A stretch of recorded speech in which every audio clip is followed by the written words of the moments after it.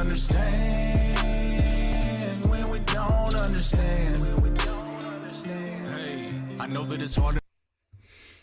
Hey, it's Soleil, and this is episode 541 of the Orange Pill Investor. And I can't shut my mouth about the Bitcoin Knots debate. I know they tried to distract us with fucking quantum FUD again. I'm not too fussed about quantum because I think the risk is overstated, and like even the bad developers are probably aware of it and willing to do something about it. And when I say bad, I mean like the clueless ones. Even Core V30 is probably going to have a plan to deal with quantum FUD. So I think this is just a distraction. So of course we have to let AI do the work for us, right? So I just went and asked Grok, what are property rights? And I heard this discussed on, damn, whose channel was that? But they called it like a bundle of sticks, your property rights. It might even have been like Dave Smith on Part of the Problems channel. Anyway, it was some libertarian-minded person, I'm sure.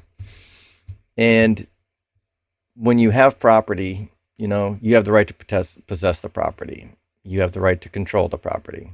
You have the right to enjoy the property. And this is the important one, and this is what I don't think that spammers understand, is that you have the right to exclusion. And then, of course, you have the right to transfer your property. Right to exclusion becomes a little bit... So I'm going to give them a pass for not getting it, because usually when you have property, it's your yard, it's your house, it's your car. And in the event of Bitcoin, Bitcoin is a distributed ledger, which means everyone is agreeing to receive the spam. Everyone is agreeing to receive the financial transactions. And it's pretty reasonable. If let's just pretend you're not a Bitcoiner for a second, and you said, hey, I want to get this distributed ledger. Like, everybody on our block is going to, share a storage facility or a shared hard drive. And, your community, for some reason, decided that was going to be a good idea. And then you checked the, what is the map called? Where you can look for freaking sex predators. And you found like one guy on your block. Like, do you want that guy to be able to just to store whatever the hell he wants on your hard drive? I don't think so. So, completely free distributed software storage is a non-starter right from jump. If we want to say we're going to start a financial network and the only thing that we're going to be storing are financial transactions and a couple of hashes to identify them, nobody has a moral problem with that. However, if you start to say, well, you know what, we're going to start putting monkey butts on there. It's like, okay, well, that kind of pisses me off, but I can deal with it. Like, since you can't control whether it's a monkey butt or, CSAM, the right to exclusion starts to become very important. And a lot of these rights arguments come down to two different people saying that they have a right to something. And the spammers say, oh, we have a right to, well, I don't know, they're calling it free speech, or their right to be free from censorship. And the way that you figure this shit out is when two people are claiming the right to something, only one of them can be correct if those rights are in conflict. And so if somebody says, I have the right to put whatever the fuck I want into this transaction, even if it's completely reprehensible, and another person says, well, I have the right to exclude you from putting that thing onto my property, then you examine those two rights together and you have to decide who has the higher right. And my argument is that the filters folks, the BIP 110 folks, have the correct and higher claim to rights. So the people who are screaming about filters being censorship, they can fuck all the way off with that bullshit, because no one in their right mind would just say, yes, I would love to participate in a distributed ledger and any degenerate pervert on the planet can put anything they want onto my hard drive. And I don't even give a shit about the legal argument, like, oh, you're going to be, arrested or whatever. I couldn't give a shit less about whether it's legal or illegal. I know some people took offense to some of the language in BIP 110 because they were talking about how it was, people were talking about legal this and legal that. I really don't give a shit, because if I found out that somebody was distributing or, relaying CSAM of my own kid, and they tried to argue that I was trying to censor their freedom of speech by storing it and relaying it, we would probably have to have a violent altercation. And so I guess that's just a quick reminder that as optimistic as I am about the future, and I'm hoping that, we eliminate global war and poverty and debasement with Bitcoin, we can just hash everything out with proof of work. And much like the soft war argument by Jason Lowery, we will stop escalating violent conflict. We used to beat the shit out of each other with sticks, and then we had bows and arrows, and then we had guns, and then we had tanks, and then we had planes, and we had aircraft carriers, and now we got nukes. And if we keep escalating, we're all fucked. However, if people don't start respecting other people's property, including right to exclusion, and you insist on something like this, instead of just letting us hash this out with node wars, then we got to go back to the caveman days, and we'll just start hashing the shit out in the streets. And I'm kind of fine with that. So fuck around and find out if you want to, but I guess I would hope that we can do the right thing, and that we can keep CSAM and CP off the blockchain. So with that being said, I took a quick look at the market, and nothing's really happening. So I can't imagine that I'll even be making a single trade today. So this is probably all we're going to talk about, but I'll do a quick walkthrough anyway. What's up, strategy? Let's see. Thanks for your videos in 2025. I've enjoyed watching. Looking forward to more in 2026. Happy New Year's. Happy New Year's to you too. Thanks for hanging out with me, and I'm looking forward to it as well. Sometimes I wonder, because the way that Restream works, for some reason they lost the ability to see how many people are watching from X, which is where the majority of my viewers come from, at least. And so it looks like there's only 2 people watching this stream if I'm looking at it right now. But I'm sure those are just, it's only reporting me the 2 YouTube viewers, apparently. I really need to get on Noster, so that's kind of something to look forward to. What I don't look forward to though is if I was going to try to make an effort to post all of my all 500 of my episodes onto Noster, or if I just move forward with new stuff.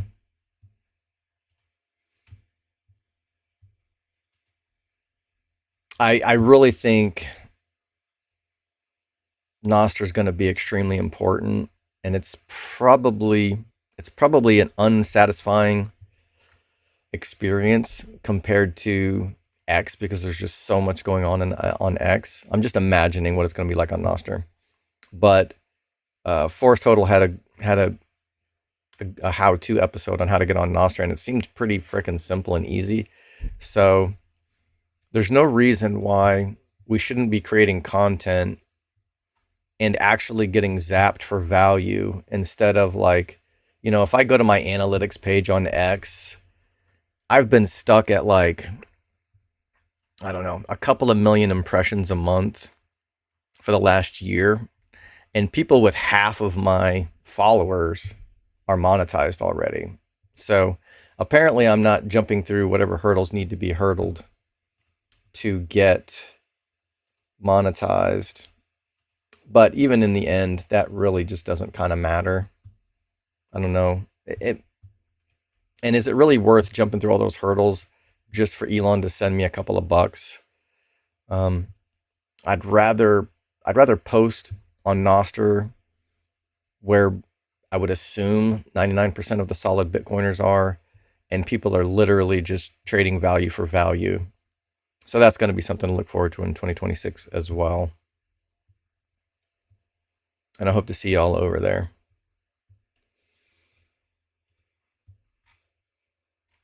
All right, so I did get confirmation from Tasty that they're going to move my challenge account stuff.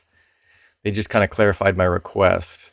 So I'm going to move all of the dumb one lots of 21 and Trump Coin and Hut and Riot and bullshit, whatever the hell that is. And is this Cantor Fitzgerald? I can't remember what CEP is.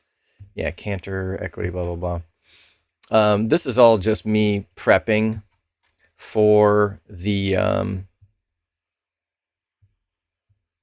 lawsuits, right? I want to at least be able to get on a class action lawsuit if we don't clean up the spam filters and it ends up being the next black swan. And we've been out here warning Bitcoin treasury companies for a year and a half that this is a threat. And if Bitcoin tanks to fucking 50% of its value because of this bullshit, and the Bitcoin treasury companies go with it, then we can sue these motherfuckers for not safeguarding shareholder value. So that'll be fun. But anyway, I just need to move these over to another account so I can stop looking at them. They're kind of cluttering up my feed. Cypher has been tanking along with everything else, but not like fast enough that it's totally sinking my battleship. So at some point, maybe I'll be able to roll this for a credit. Nothing to do but just sit and look at it. Tesla. So I went out 45 days. This is getting close to being ready to roll, but the I don't want to roll it out to 52 now, and the February 13th is not available. So next week I'll probably go ahead and roll this to the February 20th, because by next week this 52 DTE will be closer to 45. Just started stacking some debit spreads because there's no telling when Tesla goes over 500, makes 500 the floor and gets into price discovery. But when it does, it's going to be crazy. And so my 100 shares limited upside is at 540. And if this goes to 6 or 650 in a short period of time, I need to make sure that I've got a little bit of delta here. And these debit spreads are only like 1 delta now. Let me deal with this. I probably need to add like 20 of these damn things. So every time I collect a little bit of premium, so if I collect, $1,000 for the premium, I'll just take a few little extra positions maybe.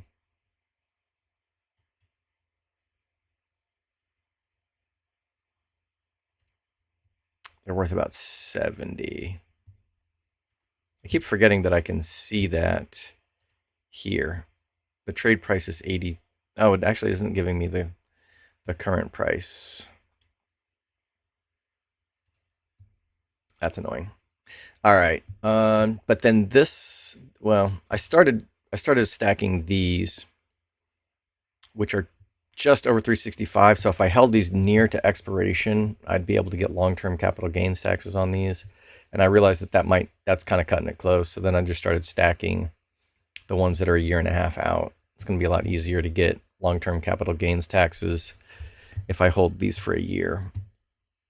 So once my days open gets to 365, I should qualify for long-term capital gains taxes. And all of that's a big ass assumption, but that's assuming that they even print, which would mean that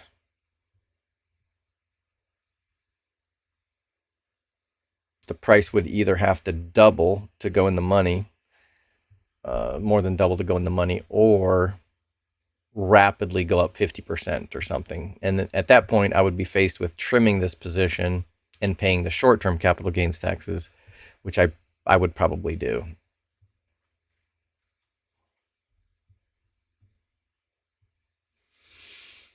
I had already rolled my 167.50s down to 165, collect a little bit extra. This does kind of suck because this is only Tuesday. And I guess if you count the weekend, Saturday, Sunday, Monday, yeah, I guess about half of this is still available. It's just outside the expected move.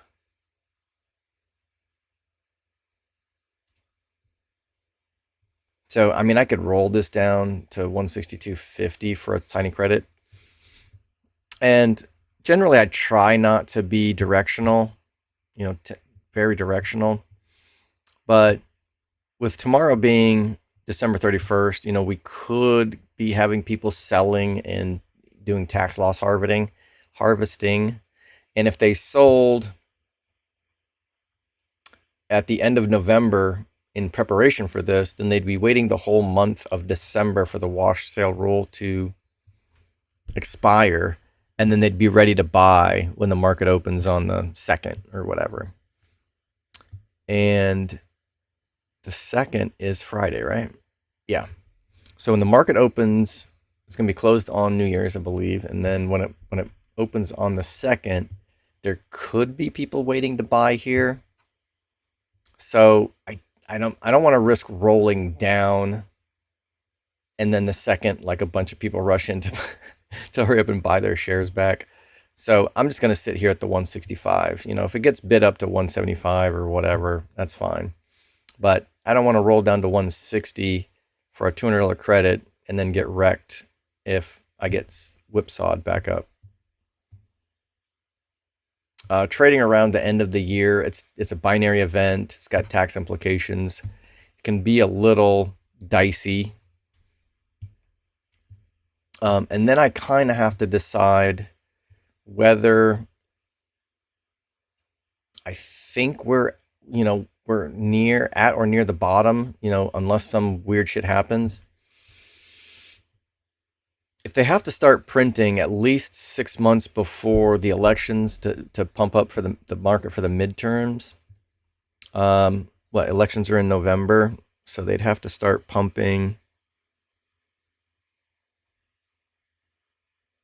Well, that would give them they really wouldn't have to start pumping hard until May. So I would love to call this the bottom and just be like, okay, I'm going to go irresponsibly long from here. And technically for me, being irresponsibly long at this point is still holding on to my margin and not panic selling. I would love to add a ton of positions at this point, but there's really just no dry powder left for me. I've painted myself into a corner a little bit. Hodling is almost like adding positions at this point. Like not panic selling is almost kind of like it's almost kind of like going long for me. So, however, I think I do still have like 1,300 shares of strategy, and my goal was to make sure that I carried at least 1,000, maybe into perpetuity.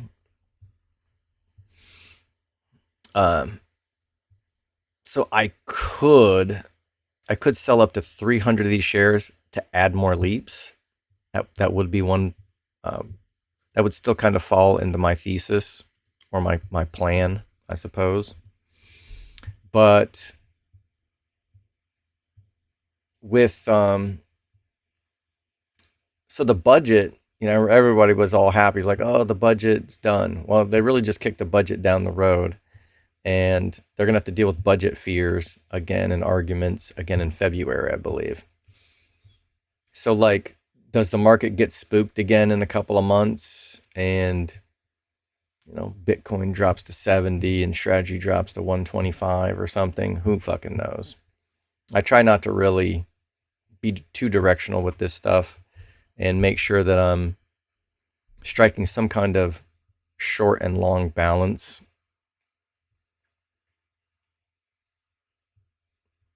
However, if we do get the flash crash, I think it will be very short-lived. The Fed cannot allow the market to crash for any long period of time. So, like, within a month, they'll just start printing like mad, lowering interest rates and all of that good shit. So that'll be kind of like the good news. As much as I don't want a flash crash, it will be the most obvious of obvious bottoms in history. Like, a bunch of people will panic and everyone's accounts will fucking drop by 50% or whatever overnight. But if that happens, that's like an almost virtual certainty that they will just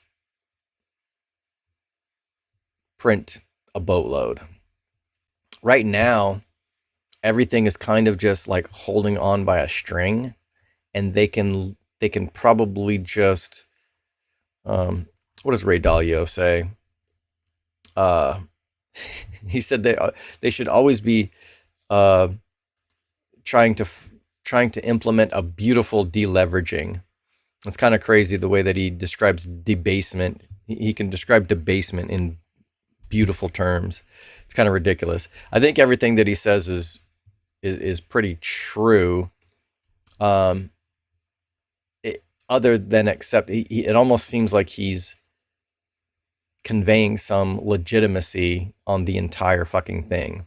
So all the Keynesian bullshit, it makes it seem like if they get everything just right, they can engineer some kind of smooth landing, when all of those buttons that they press and dials that they turn are the things that are interfering with the fucking market signals in the first place and causing all of our problems.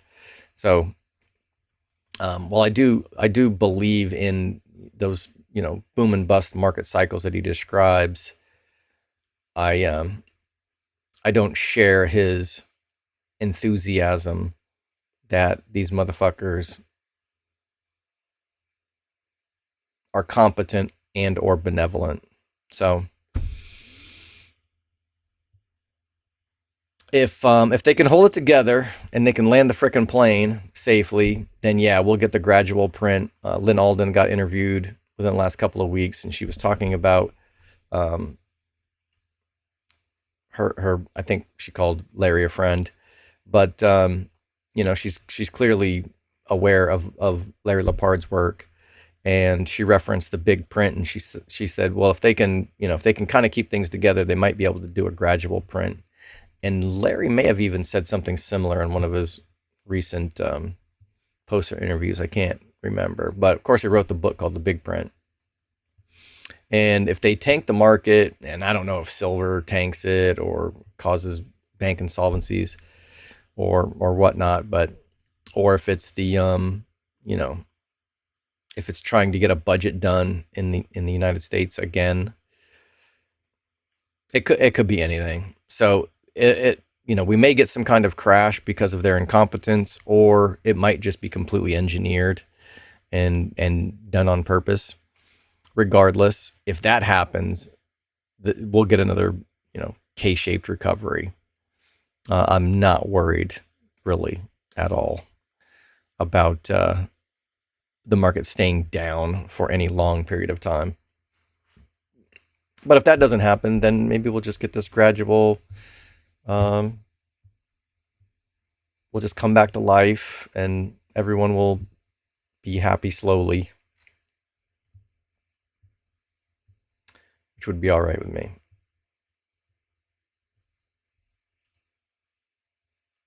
Oh, okay. So nothing to do with strategy. Did I already look at? I already looked at Cypher, and nothing to do with Tesla. All right, the IRA. Let's just open up all of this stuff. Tesla, same. I've got a little bit of call away value in here, and I would love to roll this now, but again, I'm dealing. Yeah. So the 45 DTE is not available. I'll just wait. There's plenty of extrinsic value in here. It's gonna make it much easier to roll this next week with some more theta decay, and then I'll be rolling it out, what, like 4 weeks instead of 3.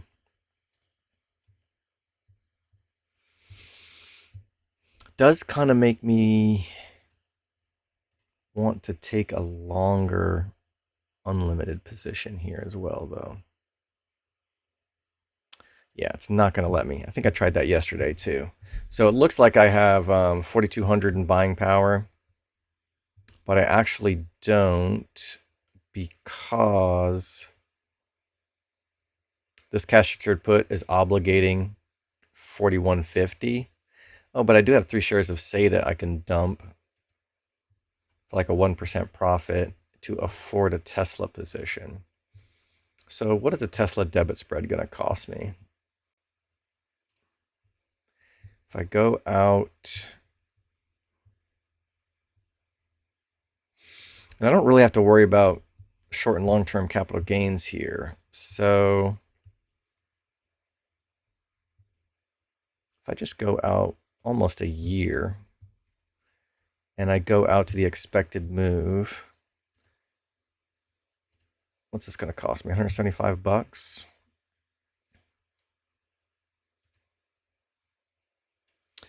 So 4150 is being held for my cash secured put. That's $120. So if I sell 1 SATA, I should be able to afford this.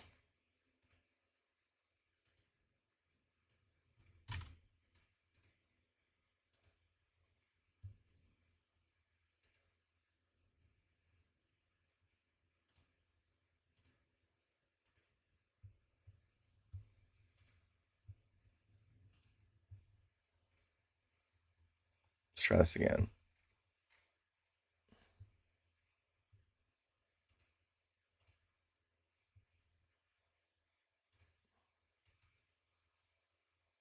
Okay. This is $10 wide, which means this has the potential to earn $1,000, and it cost me what, 180 bucks. So if I subtract the 180 from 1,000, that's 820. So I have the potential to turn 180 into 820. Max loss, of course, is losing the entire 180 bucks that I spent. And let's turn this into group call debit spread.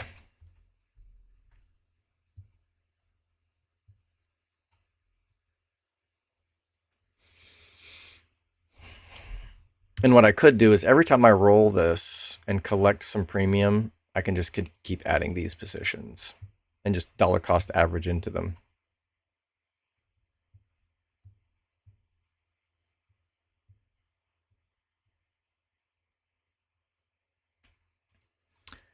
Not ready to roll. Dry powder. So IREN, I'm basically running both sides of the wheel. So step one of the wheel, sell a cash secured put until assigned. Looks like this will get assigned. My true cost basis, since I got paid $1.79, would be, let's see, 41.50 minus 2, 39.50 plus 20 cents, 39.70. And I can just turn around and sell some more covered calls and try to knock the cost basis down some more. I'm also on step 2 of the wheel because I've already been assigned 100 shares and I'm selling covered calls on this. Sold the 42. Looks like that one's pretty safe.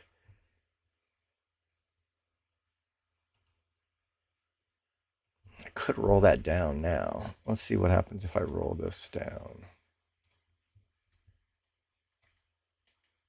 Yeah, if I roll it down to the expected move, I can collect an extra 20 bucks. That limits my upside by 100 bucks.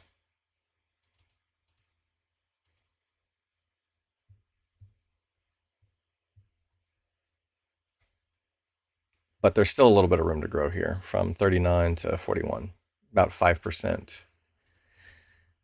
I've got 5% call away value there. All right, done with Tesla. Done.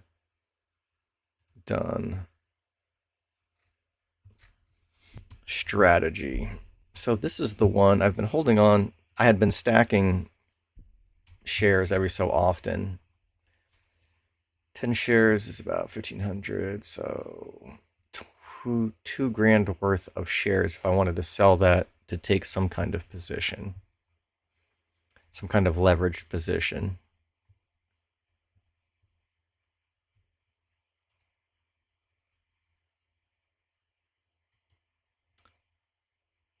The debit spreads are worth about $1.70. So almost for every share that I sell, I could add a debit spread. That's an interesting option.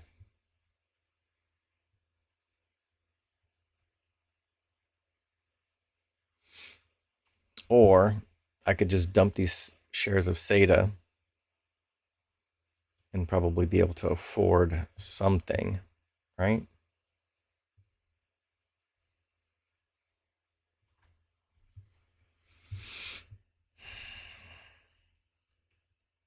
The only problem is that debit spreads aren't the most liquid trade in strategy. Yeah, I think I'm gonna refrain from adding too many positions. It's starting to get to be a lot to manage. And the more positions you have, the more likely it is that you might make a mistake.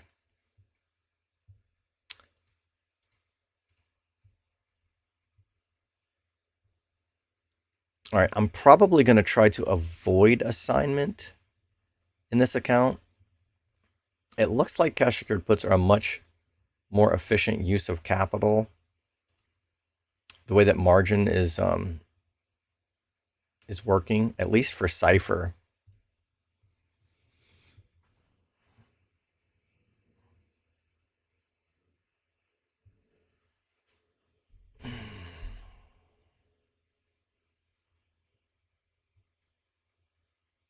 So next week or the week after, I'll roll this, and then I'll just roll this in a couple of weeks as well.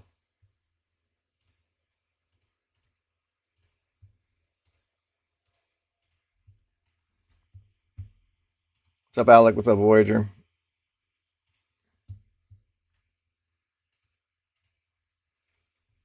All right, I'm just going to take a glance at these, but I can't touch these until tastytrade moves all of these positions over to the main account, so I can just start managing them all together again.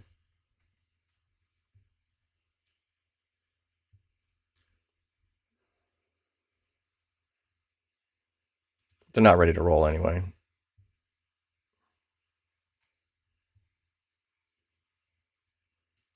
This one I could roll down for a credit, but I got to be hands off with these.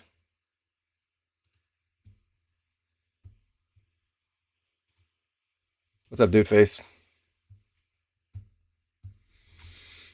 Yeah, nothing to do but just sit here and watch this decay to nothing. My brother-in-law and I are copy trading Cypher and Wolf, and we'll see if the price decides to bail us out of this, or if we'll just hold to expiration and accept assignment. That'll be fun. This IBIT Poorman's covered call is kind of annoying. If this is the bottom, it would be a nice entry point to do this again. But for now, I guess I'm just going to keep trying to plow away at this. What is IBIT's price right now? $50. Yeah, this damn thing's out of the money. So that's kind of annoying. It's making it very difficult to collect premium on this thing. However, even at this level, it's still a fairly meaningful amount of premium because this IBIT call was only worth $500. So even to be collecting, what did I sell this for? Sold it for 40. So if every 2 to 3 weeks I roll this for half, that's collecting about 1/5 of this a week, which would be about 8 cents a week. And 8 cents compared to a $500 obligation is what? 8 divided by 5. So 1 point something cents or 1 point something percent a week. Plus there's the upside if Bitcoin does pump and goes above my strike. So it seems like not much, but 1% a week is pretty legit. It's not guaranteed to last forever, or Bitcoin can crash and this can go to zero. So it's not guaranteed.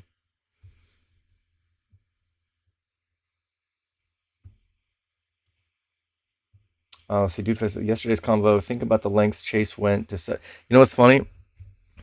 This literally says that Chase is trying to call me on the phone right now. I've got my cell phone off, but it says that that caller ID says that Chase is trying to call me. So that's kind of weird. Think about the lengths Chase went to sabotage strategy and in turn Bitcoin. They are bad actors in the space. I wonder what Saylor's meeting with them was like. Yeah, I know. I'm still very bullish on Saylor, and I owe him a lot because his 20 or 30 hours of What is Money podcast series is what really finally put the nail in the coffin for me as far as becoming a laser-eyed maxi, and I just realized that all the other shit coins were useless. And so I owe him for that. But then every once in a while, like Bitcoin for Corporations is partnered, I think, with Bitcoin Magazine, which is run by David Bailey. And I just kind of see him as a shitcoiner. Every once in a while, I get the heebie-jeebies. And then, of course, I mean, I know he has to deal with all the TradFi people. And that's kind of the whole point, is he's trying to orange pill the TradFi space. It's almost kind of like, okay, this is a terrible analogy. But like Jesus was surrounded by sinners all the time. So you kind of can't fault him for that. Like, if you want to save people, you have to go, find the people who need saving. But, when I see him taking selfies at some of these evil institutions, or with, taking selfies with people that I just seem like shitcoiners to me, or just outright scammers, I'm like, hopefully this is just kind of like a, what are you going to do when you're a billionaire and you're running into other billionaires? It's not like you can just hang out with people at the fucking laundromat, right? Like regular people. So some of these billionaires got to where they are by being scammers, and I guess I have to try to be on one hand kind, in the sense of like not finding people guilty by association, but then at the same time, you can't do something without being affected by that or in some way. I think that happened with Jack Mallers. Like he seemed like, okay, we got a young person that gets it. He's, Bitcoin only, and now he's like partnered with Tether. And I'm just like, just seems like he sold his soul to the devil. I hope everything works out, but I'm not bullish on anything that Tether touches. So,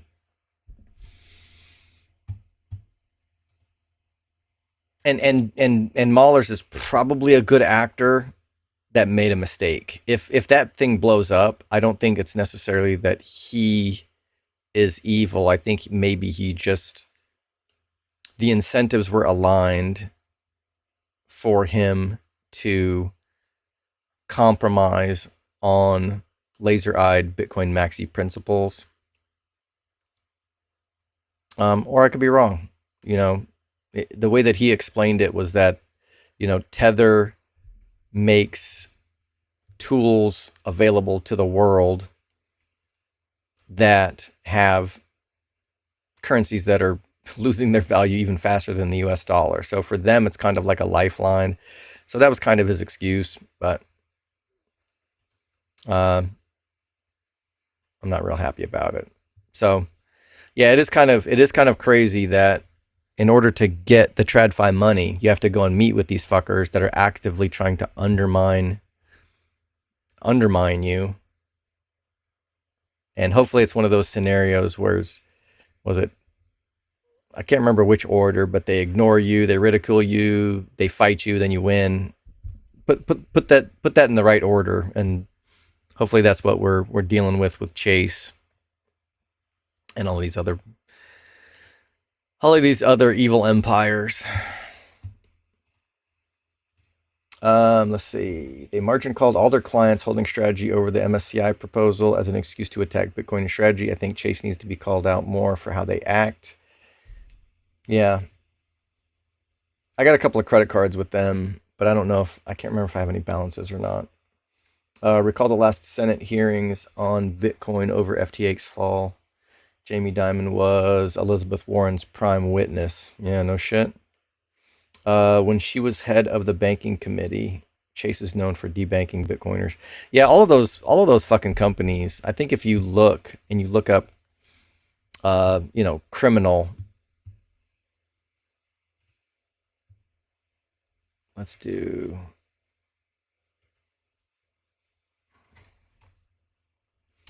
List Chase criminal convictions or criminal activity.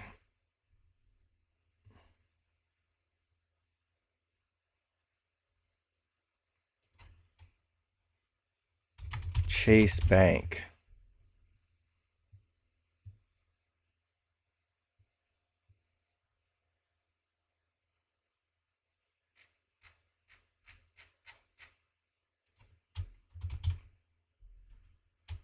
List their criminal activity. Don't tell me Grok's getting woke. Yeah, so they've paid $40 billion in penalties. Yeah, market manipulation. Holy shit. Civil settlements to victims. Failing to monitor and report Epstein's accounts. Jesus Christ. Maybe I had heard that before because I've listened to, Ian Carroll and a couple other people talk about some of this stuff. But that's interesting. Okay, so they were involved in the Bernie Madoff Ponzi scheme. mortgage-backed securities, market rigging, regulatory fines. Yeah, these guys are all fucking criminals. Clearly. Not my opinion, like according to the courts. So that's hilarious. But yeah, I mean, I guess we're just hoping that Bitcoin fixes this too, right? Eventually, I think it kind of has to. You either join the honest money or you stay stuck in the fiat system on a sinking ship. So Bitcoin wins. It's just kind of a matter of when. Let's see. He says it's worth cross-examining those in the Bitcoin space like core devs, Mahler's Tether, but remember TradFi is the real enemy. I'm taking away as much leverage as I can from Chase myself. Yeah, good call, man. All right, appreciate y'all tuning in. Hope everyone has a safe and happy New Year.